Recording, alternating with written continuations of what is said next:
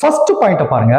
இப்ப பாருங்க, செயல்பாடு அடிப்படையிலான அறிவுறுத்தலின் நன்மைகள்.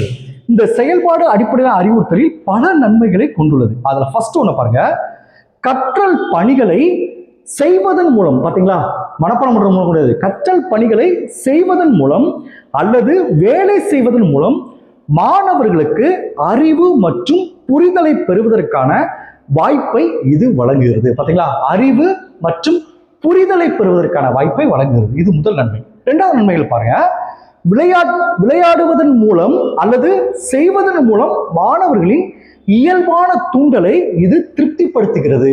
மாணவன் ஒன்று செஞ்சு கத்துக்கிற போது, ஒன்று புரிஞ்சு கத்துக்கிற போது அவனுக்கு எப்படி இருக்காது, அது சிம்பிளாகவும் தெரியும், மனசுக்கு பிடிச்ச மாதிரி இருக்கும். அதான் பாருங்க, தூண்டுதலை இது திருப்திப்படுத்துகிறது. இது ரெண்டாவது பாயிண்ட்.